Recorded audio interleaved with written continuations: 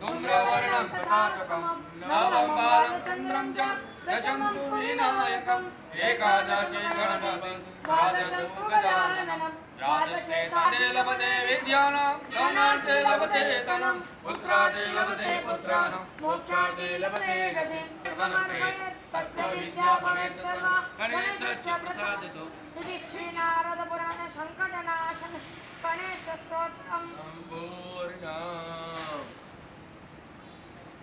मांगजा सुता सावित्री विजया दया देवस्वेन सदा स्वाहा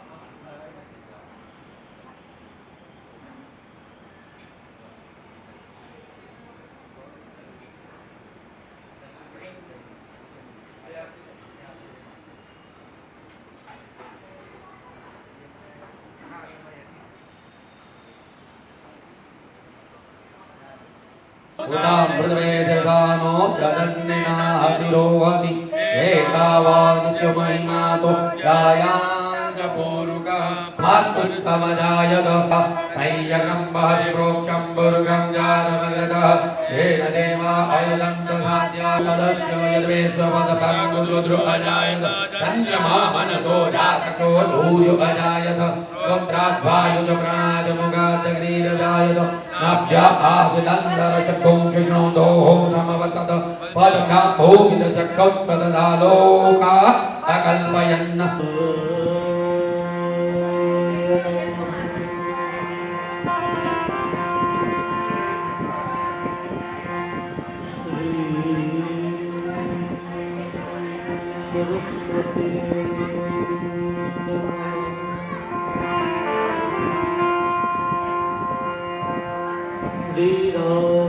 श्रीरामचन्द्राभ्यो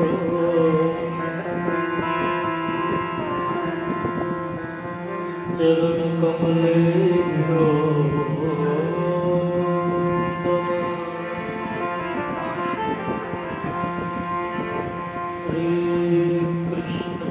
श्रीकृष्णचन्द्रचरणभ्यो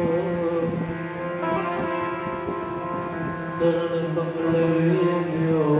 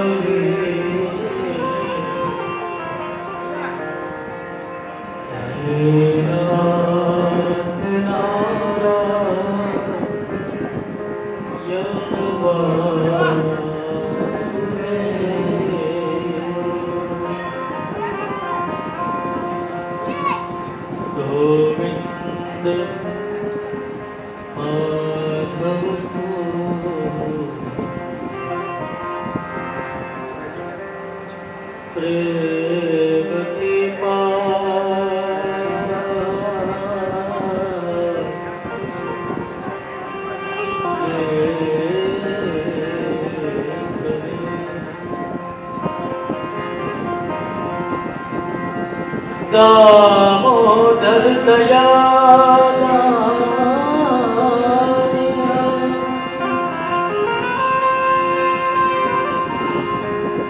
दामोदर दयादाने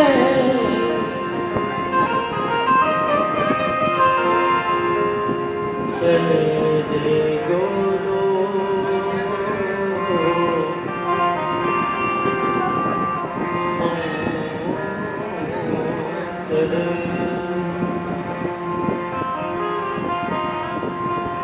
गुरु भागवत भगवान की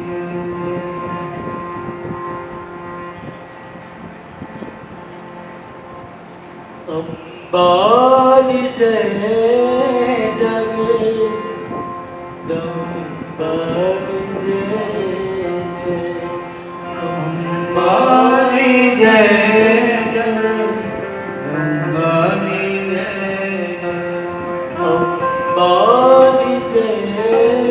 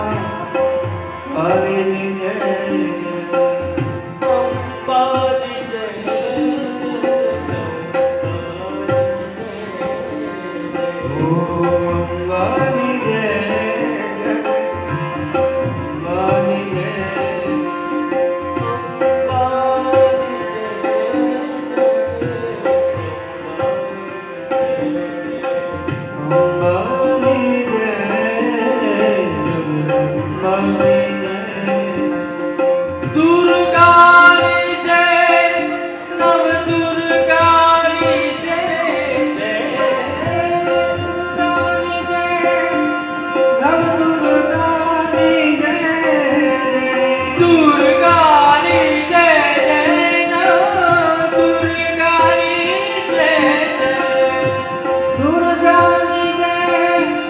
નવ દુર્ગાની જય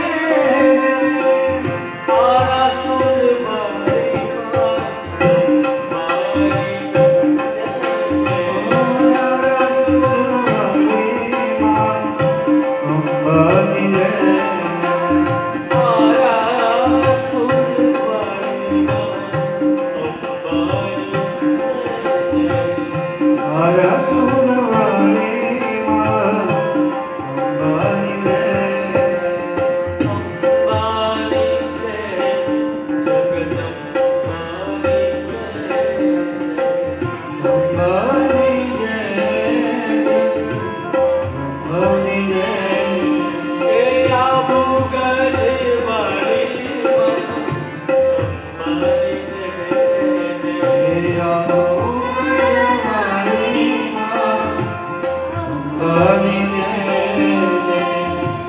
અંબાની જય જગદંબાની જય જગદંબાની જય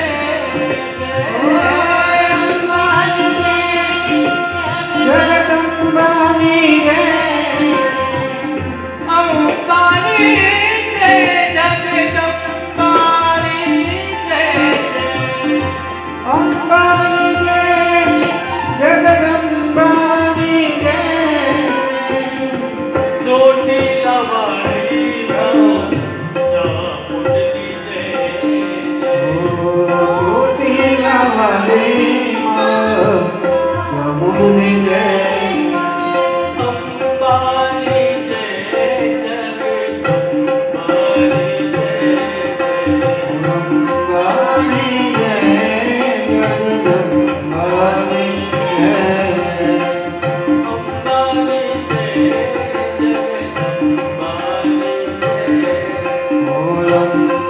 જગદંબાની જય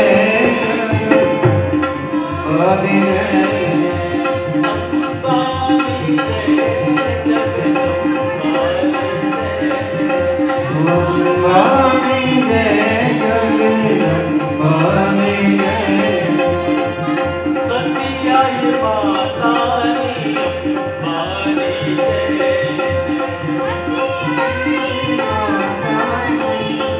અંબાની જય હે રાજપરાવણી માં થોડી કરવી જય રાજપુરાવાલી પુરવની જય હે માતેરવાણી માં થોડી કરવી તેલવાલી પુરારની જય તાતણિયા ઘરાવાળી થોડી કરવી આસનિયા ગરાવાલી પુરારની જય હે સરાવાળી માં પહેરેલી જય સરાવાલી વેલની જય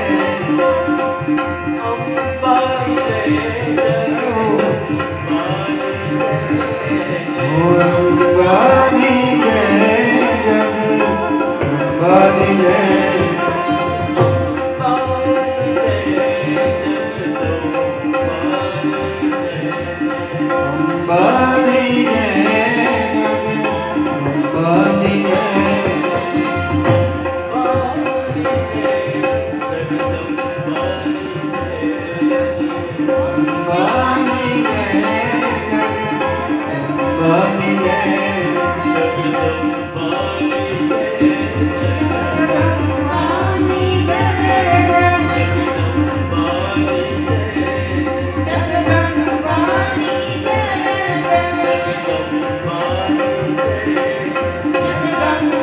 અંબાની જય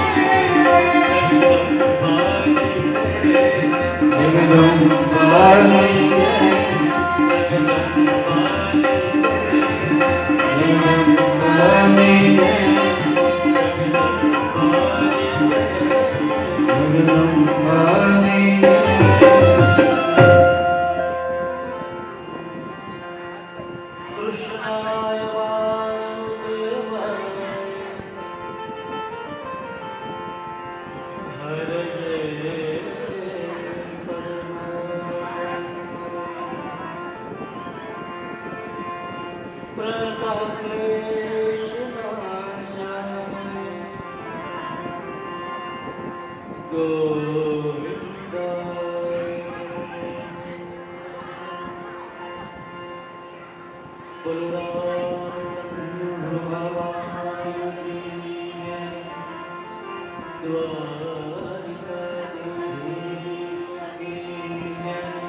ભાગવત ભગવાન કી જય.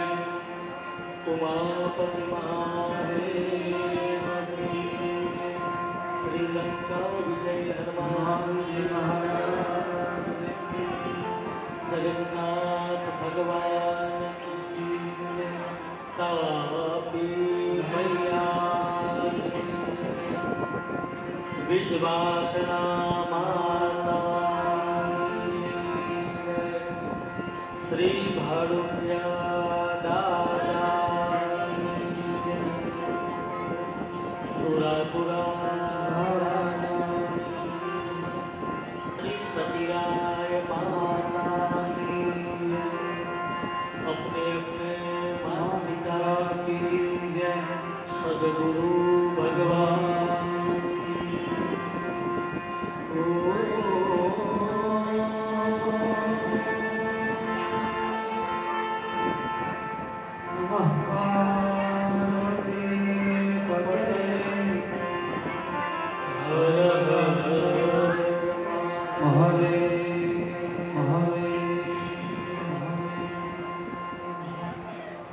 પરમ કૃપાળુ પરમાત્માની અસીમ કૃપાથી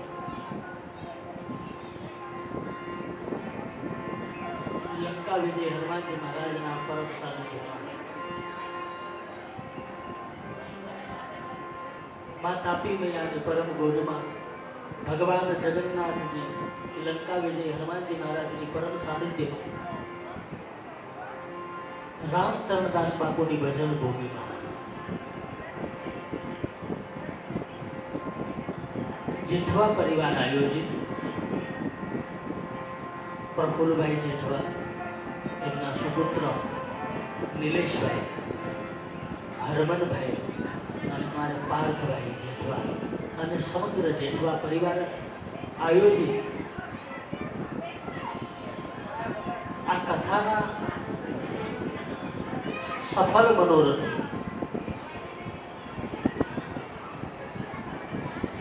પૂજ્ય શ્રીમંત શ્રી 1008 મહામંડલેશ્વર પૂજપાદ સીતારામદાસ બાપુની પરમ છત્ર છાયામાં એમની અધ્યક્ષતામાં આવો આપણે સૌ સાથે મળીએ અને ભાગવતી ભાગીરથીમાં થોડુંક સ્નાન કરીએ, થોડુંક પાન કરી લઈએ, થોડુંક ચરણામૃત લઈએ. ભાગવત ભાગવત છે.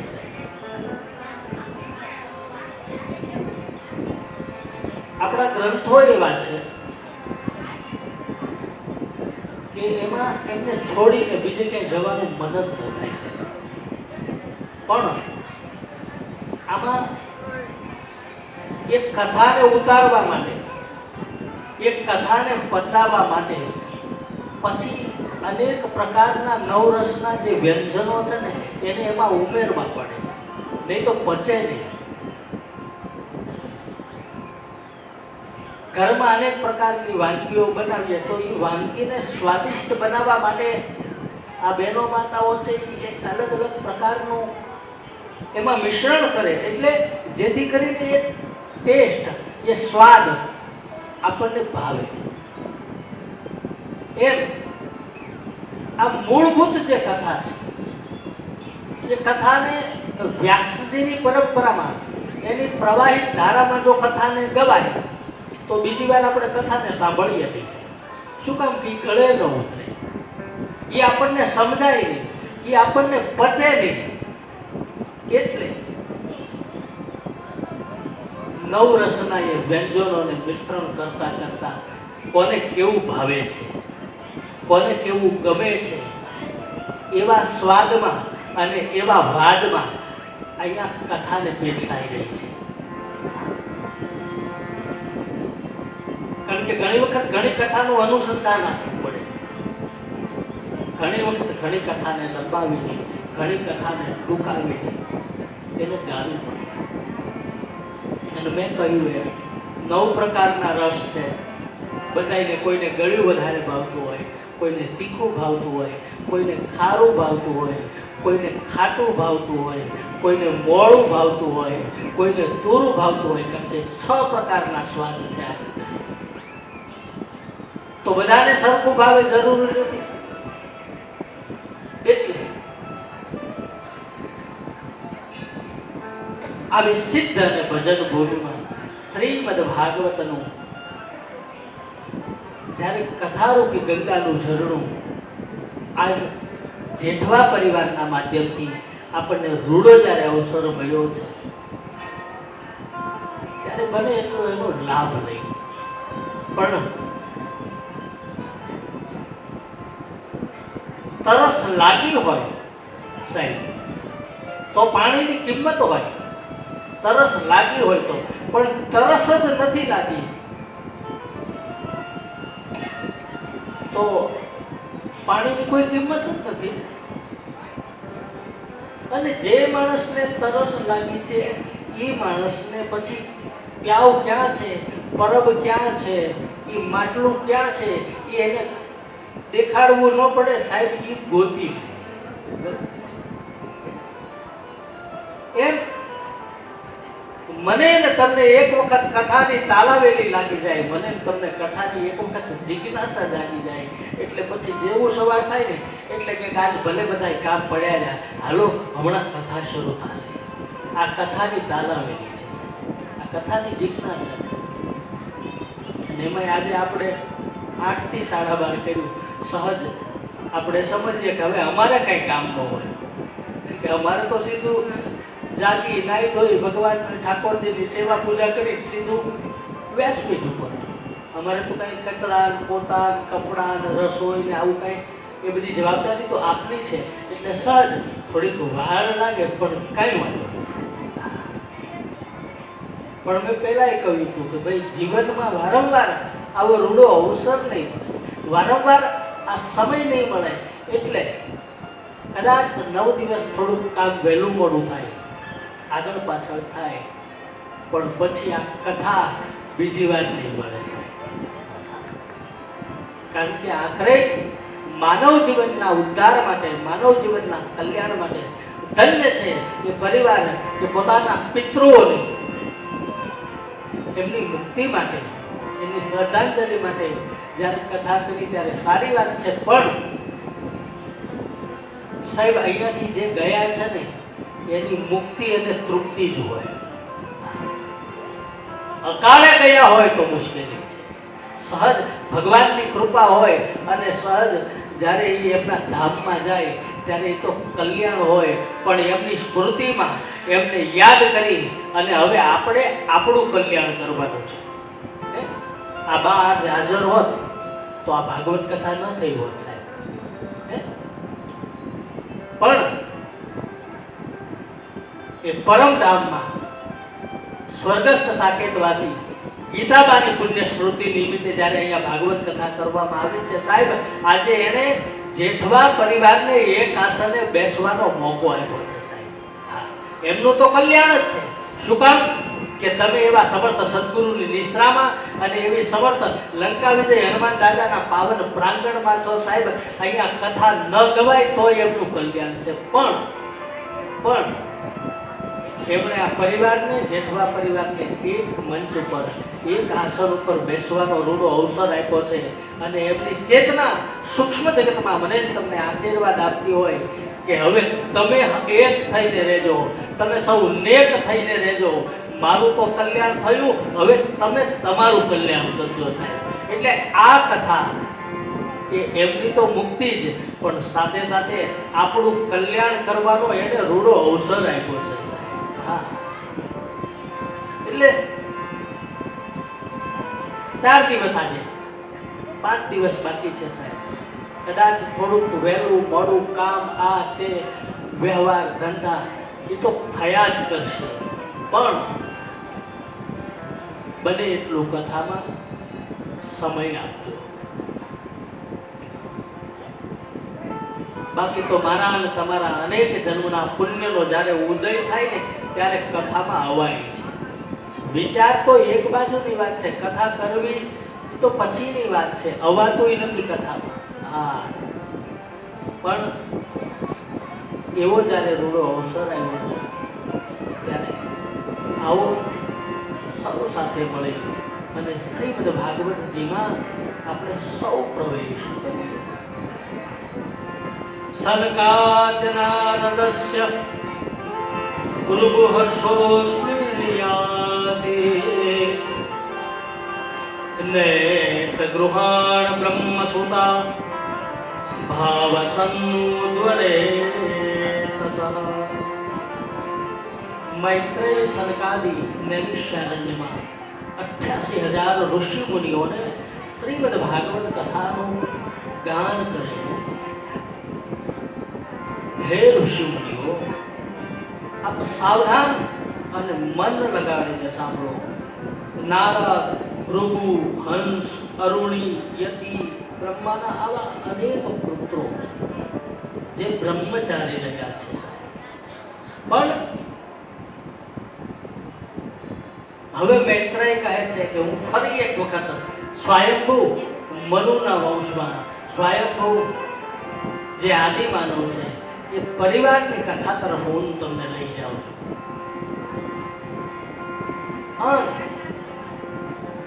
એ કથાને આપણે થોડીક સંક્ષેપમાં જોઈ અને હવે મનુ અને શત્રુપાના ઉત્તાનપાદ, પ્રિયવ્રત, દેવહૂતિ કે જે પરિવારમાં ભગવાન કપિલ જેવા સાંખ્ય શાસ્ત્રના યોગ પ્રણેતાનો જન્મ થયો, એ જ પરિવારમાં વળી ઉત્તાનપાદને ત્યાં ધ્રુવ જેવા દીકરા થયા. ધ્રુવ જેવા પણ ઉત્તાનપાદ બે રાણી, એક સુરુચિ અને એક સુનુતિ. પણ સુરુચિના જે પુત્ર હતા એમનું નામ ઉત્તમ હતું અને સુનુતિના જે પુત્ર હતા એમનું નામ ધ્રુવજી હતું.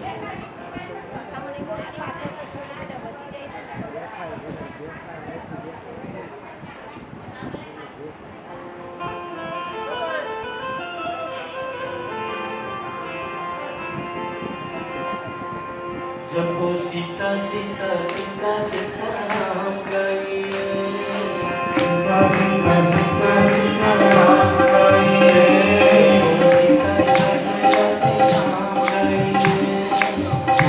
राधे राधे राधे राम गाइए.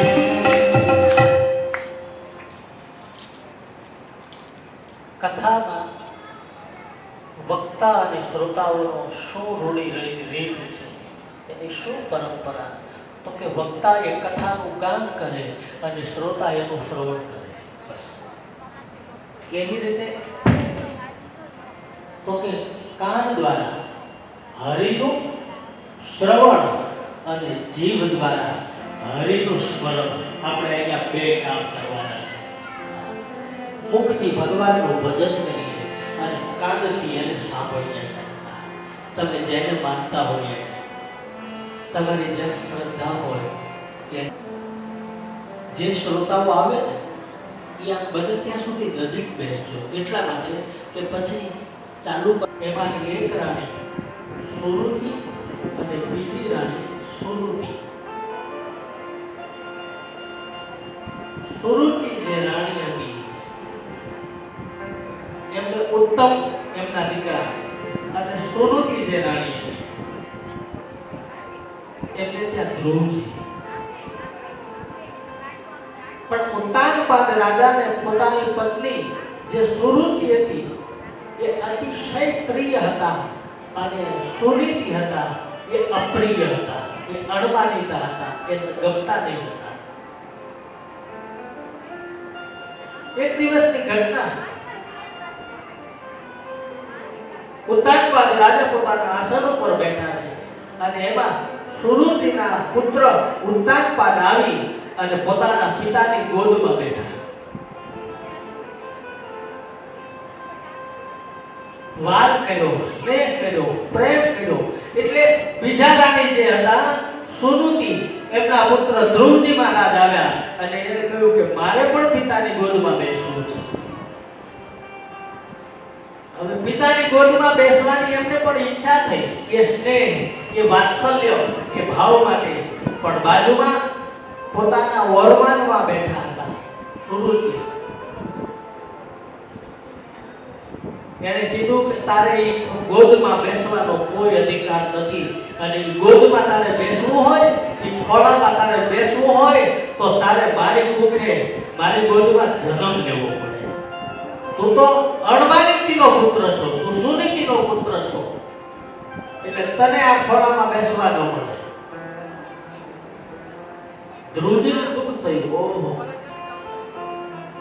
એક પિતાના બે સંતાન ઉત્તમ અને ધ્રુવ, અને છતાંય એકને સ્નેહ, એકને પ્રેમ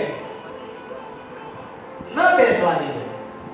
ધ્રુવજીને લાગી આવ્યું. ઓહો, અને સુરુચિએ પાછું એમ કીધું કે તારે આ ગોદમાં બેસવું છે, જા તપ કર, ભજન કર, અને પછી ભગવાનને પ્રાર્થના કર કે એક વખત મારી ગોદમાં આવે અને પછી તને આ ખોળામાં બેસવા મળે. એટલે પોતાના પિતાના ખોળામાં બેસવા ન દીધા ધ્રુવજી.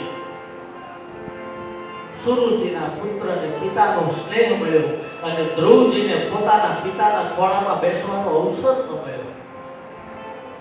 ધ્રુવજી ગયા સાવ નાની 5 વર્ષની ઉંમર, રડતા રડતા પોતાની માતાની પાસે ગયા, સુનીતિની પાસે. શું થયું? બોલે માં, પિતાની ગોદમાં બેસવાની ઈચ્છા હતી, પણ સુરુચિ માતાએ ના કહી. બોલે કાંઈ વાંધો નહીં બેટા, હું તારા પિતાજીને અણમાનીતી છું, તારા પિતાજીને અપ્રિય છું, ગમતી નથી. કાંઈ વાંધો નહીં. અને હવે સુનીતિએ બહુ સરસ વાત કરી છે. હે ધ્રુવ, દુનિયાની લોકોનો શું આશ્રય કરશું આપણે?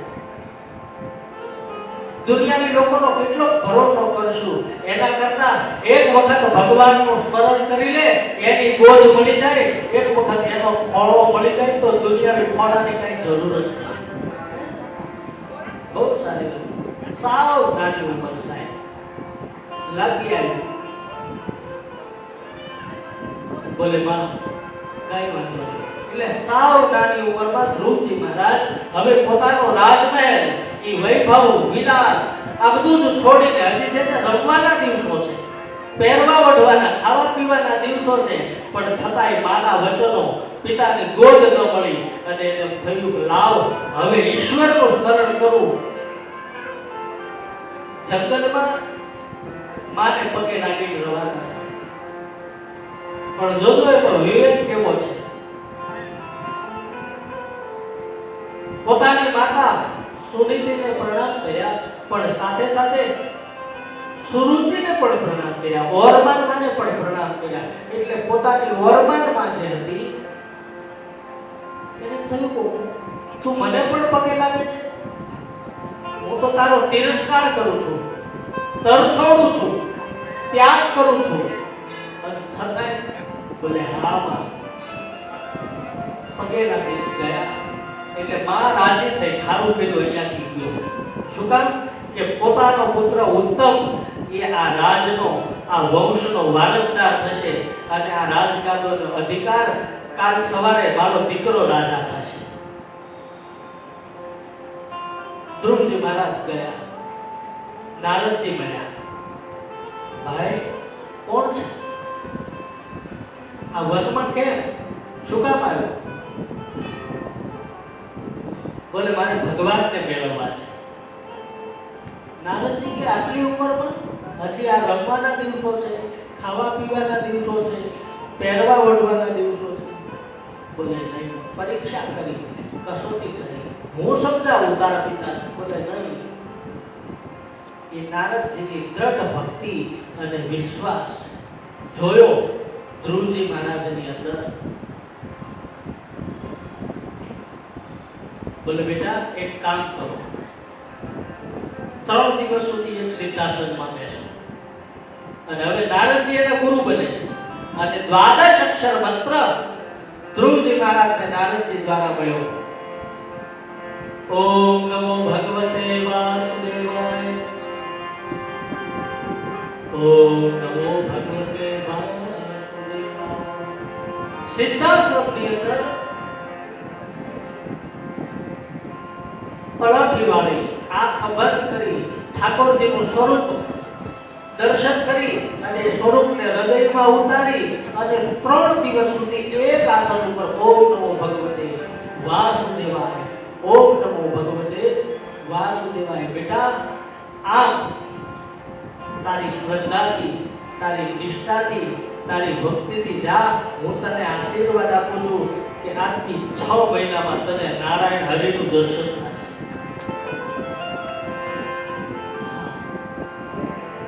પણ એવું અનુરાગ અને ભાવ સાથે થાય. ઓમ નમો ભગવતે વાસુદેવાય, ઓમ નમો ભગવતે વાસુદેવાય, ઓમ નમો ભગવતે વાસુદેવાય. આમ 3 દિવસનું એમનું અનુષ્ઠાન, 3 દિવસની એમની સાધના નારદજી પ્રસન્ન થયા. ઠીક છે, બહુ સારી વાત. હવે ક્રમ ભોજન સંયમ નિયમ શું છે? તો કે આંખ બંધ કરીને બેસી ગયા. કેવલ હજી તો શરૂઆત છે ને, એટલે કઈ ને કઈ થોડુંક ફલાહાર કરી અને વળી પાછા 3 દિવસ બેસી જાય. આમ 1 મહિનો પસાર કર્યો છે.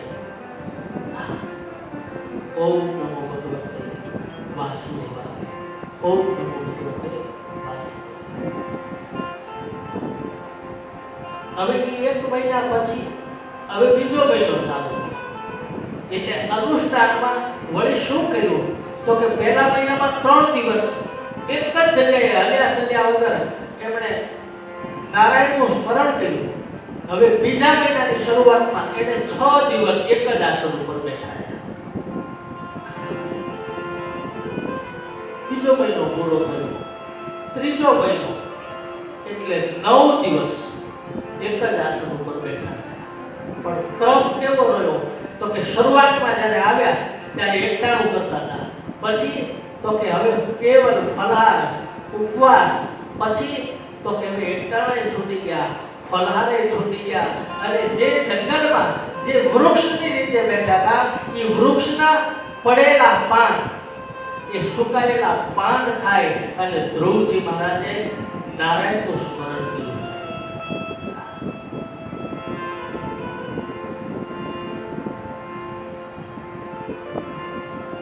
વળી 3 મહિના પૂરા થયા, 4 મહિના એટલે વળી પાછું 12 દિવસ સુધી એક જ આસન ઉપર બેઠા બેઠા એમણે હરિનું નિત્ય પઠન કર્યું. 5 મહિના 15 દિવસ તપની પ્રબળતા એટલી વધી, તપની માત્રા એટલી વધી અને આ જગતમાં સાહેબ તપથી શું ન થઈ શકે. તપના આધારે તો આખું આ વિરાટ વિશ્વ છે એ શેષ નારાયણની શૈયા ઉપર આજે એનું અસ્તિત્વ ટક્યું છે. તપના આધારે જ આ જગતમાં ગણેશજી સૌથી પ્રથમ પૂજનીય બન્યા છે. એટલે તપથી શું ન થઈ શકે. એટલે એમને એમના પિતાની ગોદમાં બેસવાની એક એટલી ઉત્કંઠતા કે એક વખત નારાયણની ગોદ મળી જાય તો પછી આ દુનિયાની કોઈ જરૂર નથી. પણ 5 મહિના ભોજન છૂટી ગયું, ફળફૂલ છૂટી ગયું, એ વૃક્ષના પાન છૂટી ગયા, જળ છૂટી ગયું અને હવે પ્રાણવાયુને સ્થિર કરી અને હવે ઓમ નમો ભગવતે વાસુદેવાય, ઓમ નમો ભગવતે વાસુદેવાય, ઓમ નમો ભગવતે વાસુદેવાય. પણ ત્યાં તો જંતર થંતર નંતર નાના પૂર્ણા એ વિરાટ વિશ્વની અંદર ધ્રુવજી મહારાજ એવું ગાઢ તપ કરે છે એટલે જાણે પ્રાણવાયુ દેવલોકમાં નામ જાણે ઓછો થયો હોય. લોકોનો શ્વાસ રૂંધાવા મળ્યો, શ્વાસ મૂંઝાવા મળ્યો, પશુ પક્ષીઓ કોલાહલ કરવા લાગ્યા કે આ વિશ્વમાં શું થઈ રહ્યું છે. એટલે દેવલોક પાછા જ્યારે દેવતાઓને મુશ્કેલી પડે ને એટલે પહેલા ક્યાં જાય? બ્રહ્માજી પાસે, ઇન્દ્ર પાસે, નારાયણ પાસે. હે ભગવાન, આ પ્રાણવાયુ છૂટતા હોય એવું લાગે છે, અમારું રક્ષણ કરો, શું મુશ્કેલી છે? બોલે તમે ચિંતા કરો માં, હે દેવતાઓ, તમે તમારા નિવાસમાં જાઓ. એક ભક્ત ધ્રુવ મારું ભજન કરે અને એ ભજનનું આ બળનું પ્રતાપ છે. તો ધન્ય છે. અને અનુરાગથી કરેલી વસ્તુ સાહેબ આજે નહીં તો કાલે એને આપવું જ પડે. પેલો એક માણસ ભગવાનનું ભજન કરતો એક વૃક્ષની નીચે, તે બીજો તો એ બીજા વૃક્ષની નીચે બેઠો હતો. કોઈ સંત નીકળ્યા એ કે આપણે ભગવાનનું સ્મરણ કરીએ છીએ, રોજ સેવા પૂજા દાન પુણ્ય, અમને ભગવાન મળશે? મહાત્માજીએ કીધું જરૂર મળશે. ક્યારે મળશે?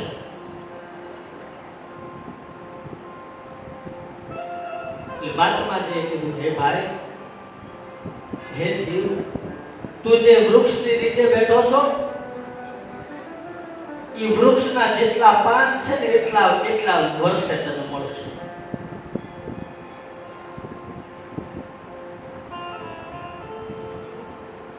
હવે શેની નીચે બેઠો હતો? બોરડીની નીચે. બોરડીના કેટલા પાન હોય? બીજો માણસ ભગવાન મળશે? મહાત્માજી કીધું આ ક્યારે મળશે? તો એ આંબલીના ઝાડ નીચે બેઠો. એ કે આ આંબલીના જેટલા પાન છે ને એટલા વર્ષ જાય પછી તને ભગવાન મળશે. માણસ નાચવા લાગ્યો.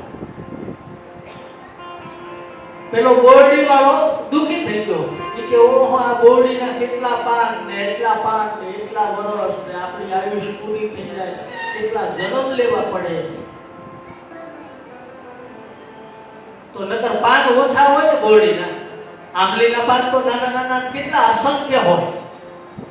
પણ છતાંય બોરડી વાળો દુખી થયો અને આંબલીના વૃક્ષ નીચે બેઠેલો માણસ એને ભગવાન નારાયણે કીધું, સંતે કીધું, તને આ પાન છે એટલા વર્ષમાં મળશે. ત્યાં તો નાચવા લાગ્યો. પેલો બોરડી વાળો બોલ્યો, આટલા બધા પાન અને એના પછી તને ભગવાન મળશે, છતાંય તને ખુશી છે? એ કે આ ભગવાન મળશે એ તો પાકું થઈ ગયું ને, ભલે જ્યારે મળે ત્યારે. એમ મારા તમારા જીવનમાં ધીરજ અને શ્રદ્ધા આ બે વસ્તુ હોય સાહેબ, એના સમય કરતા એને આવવું પડે. અને આ જગતનો ક્રમ છે સાહેબ, દ્વંદ્વમય સૃષ્ટિમાં નિયમ છે કે ભાગ્યથી વધારે અને સમયથી પહેલા ન તો ક્યારેય કોઈને મળ્યું છે કે ન ક્યારેય મળશે. મારા તમારા ભાગ્યમાં છે એ જ મળે સાહેબ, એનાથી વધારે મળે. પિતાને બે પુત્રો હોય, એક 15-18 વર્ષનો હોય અને એક દીકરો 8-10 વર્ષનો હોય. તો બે દીકરા એને સરખા જ વાલા હોય. એને મોટો વધારે વાલો, નાનો ઓછો વાલો એવું ન હોય. એને બે દીકરા સમાન હોય. પણ મોટા દીકરા સાથે જે વ્યવહાર કરે પિતાજી એ નાના દીકરા સાથે ન કરે. મોટા દીકરાને કીધું હોય કાલે 500 રૂપિયા તું થોડી માર્કેટમાંથી બજારમાંથી વસ્તુ લઈ આવ, તો એ મોટા દીકરાને 500 રૂપિયા આપ્યા હોય, પછી નાના દીકરા જે 8-10 વર્ષનો છે એને 500 ના આપે. શું કામ? કે એટલો હજી વ્યવહાર કુશળ નથી, એનામાં સમજણ નથી, એને 500 કેમ ખર્ચવા એને ખબર નથી. પછી નાનો દીકરો અઠે ભરાય, મોટા 500 આપ્યા, મને 500 આપો તો આપે?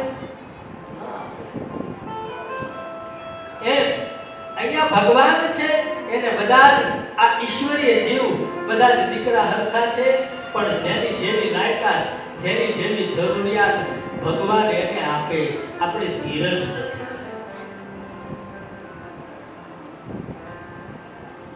આપણને શ્રદ્ધા નથી.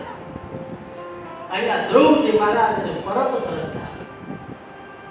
ઓમ નમો ભગવતે વાસુદેવાય, ઓમ નમો ભગવતે વાસુદેવાય. પણ જીવનમાં અનુરાગ જરૂરી છે. માળા ફેરવવા માટે ફેરવી લઈએ, પૂજા કરવા માટે કરી લઈએ, શણગાર કરવા માટે નહીં, ભલે થોડું કરો. આપણે તો માળા ફેરવતા હોય, મંદિરમાં બેઠા હોય અને એમાં રીંગ વાગે ત્યાં માળા ફેરવતા ફેરવતા એ જોજો જરાક ફોન આવ્યો છે, પણ હવે એ તો બીજા ઘણા છે નહીં ઉપર. આપણે માળા ધ્યાન રાખો, એક માળા કરવી છે એમાં કેટલા તો વિચાર આવે કે કેટલા વાગી ગયા હશે, હજી ઓફિસે જવાનું છે, હજી માણસો આવ્યા હશે કે નહીં આવ્યા હોય. માળા એટલે પછી માળા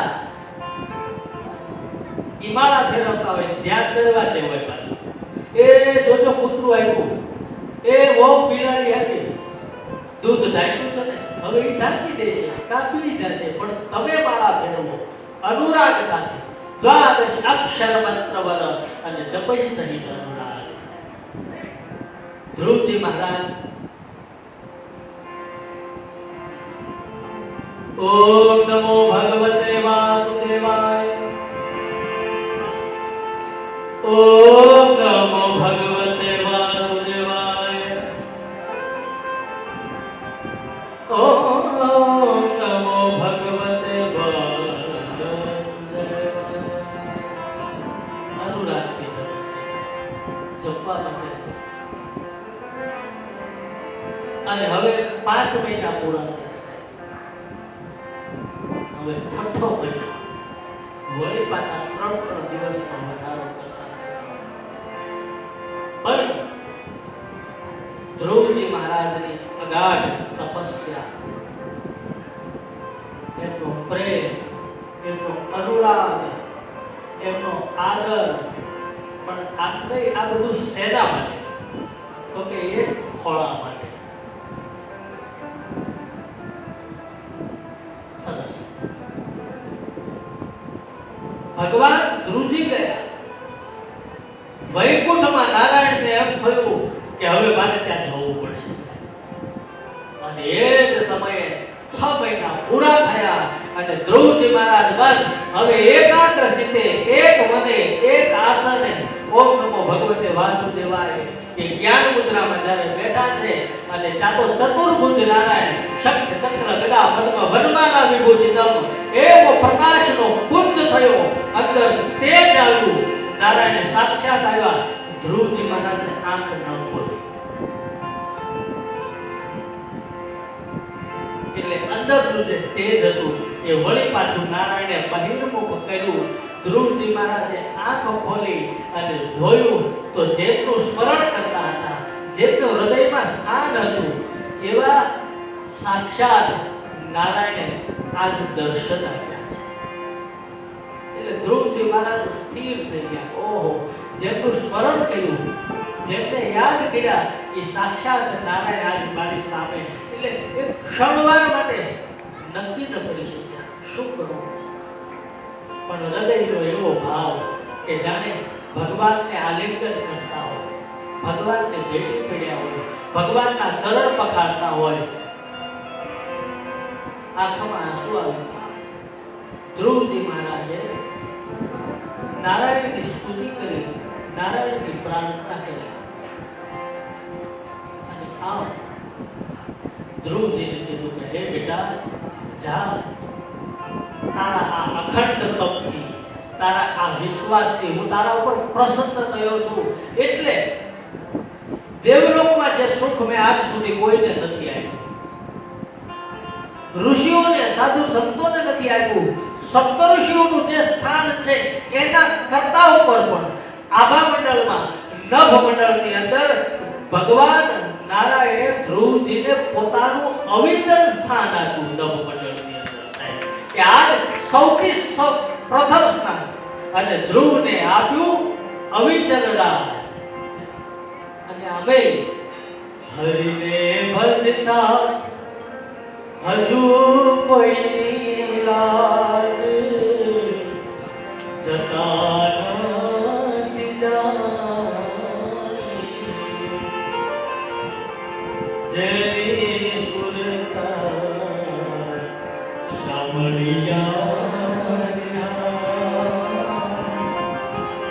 વને વેદવાણી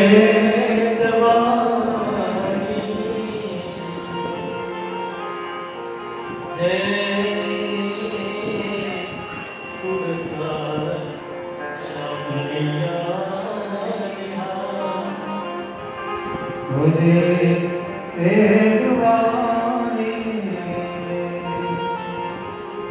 અને આ જગતમાં જેટલા ભગવાનના ભક્તો થયા છે સાહેબ, એ ભક્તોને જ દુઃખ હોય. તમે જોજો, ભગવાનના જેટલા ભગત થયા, એ બધા ભક્તો દુઃખી બહુ થયા. શું કામ?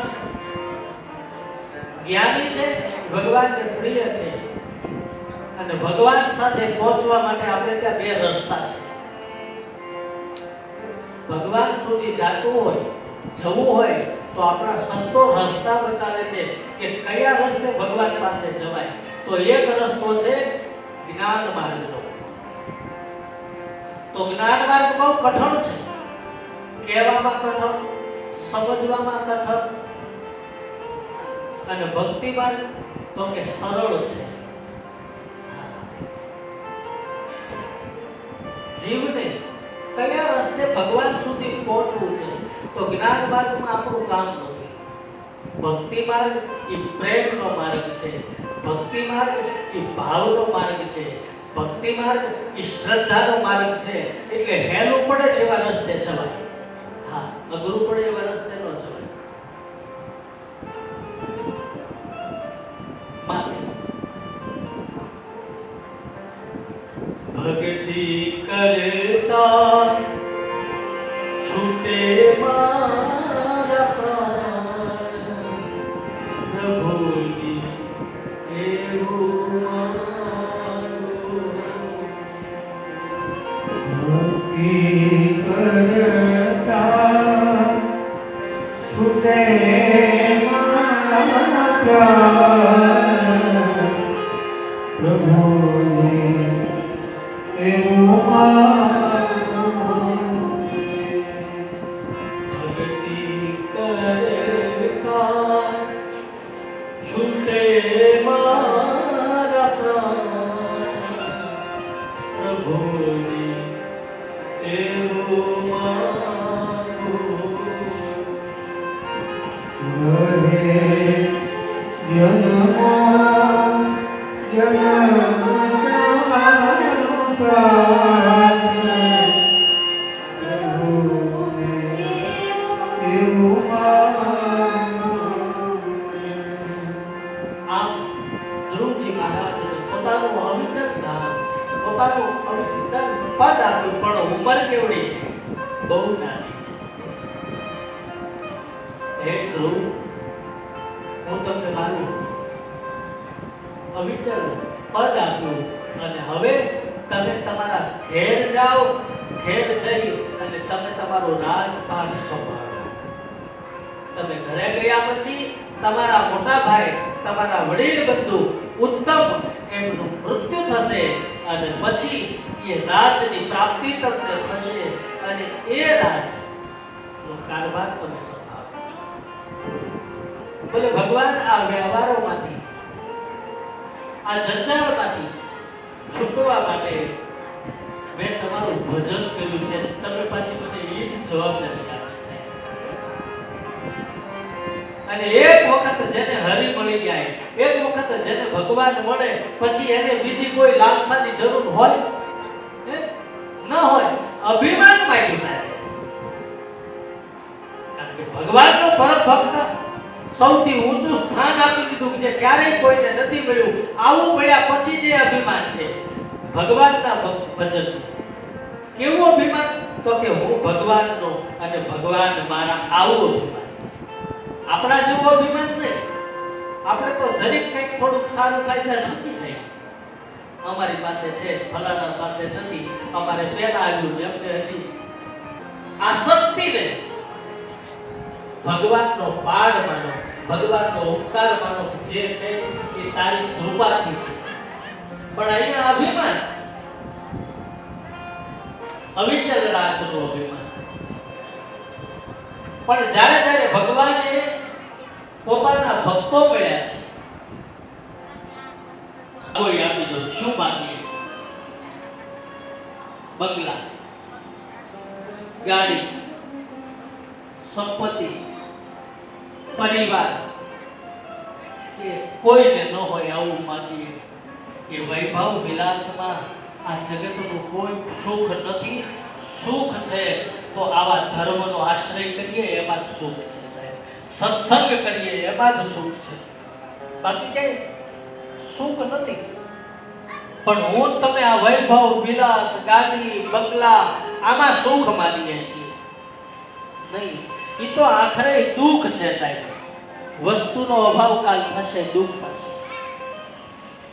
ધ્રુવજી મહારાજને અભિમાન આવ્યું. કેવું? તો કે હું ભગવાનનો દાસ અને ભગવાન મારા સ્વામી, ભગવાન મારા માલિક. આમ ધ્રુવજી મહારાજ આશીર્વાદ આપ્યો. નોકરો દ્વારા